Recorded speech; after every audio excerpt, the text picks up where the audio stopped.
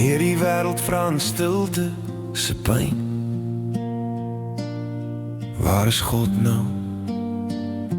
Waar kan hy wees? Tussen liggies en leë stoele, tussen hoop en seer gemis.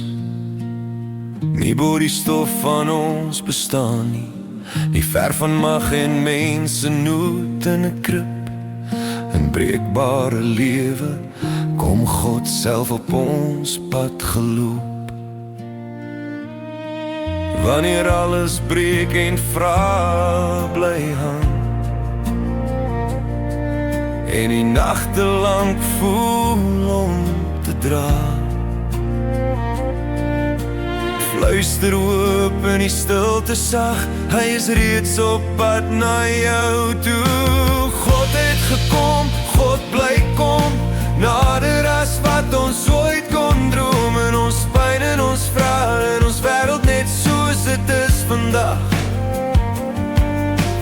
God het gekom, God bly kom, 'n liefde wat nooit ophou klop. Nie ver nie, nie weg nie, maar hier, 'n God wat bly kom. Nie in paleis of groot gebare, maar waar mense klein voel en moeg raak.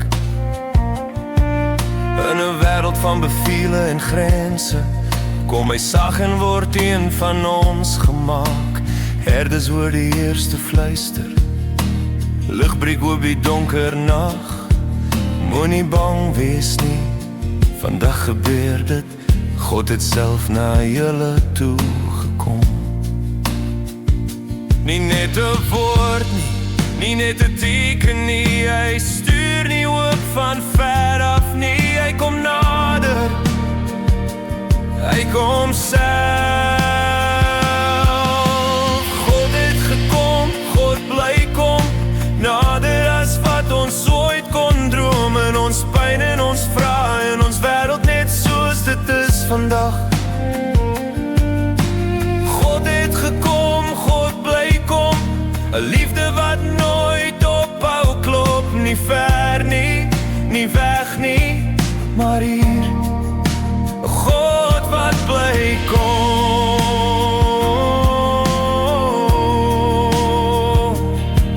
Van die krib tot by die kruis, van die graf tot Gees se vuur, is sy hart altyd dieselfde, getrou naby sonnemuur.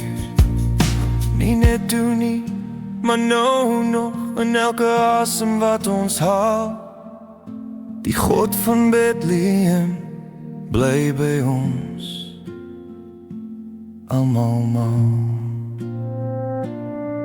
En vandag, hier waar ons staan, leef ons steeds in daardie storie.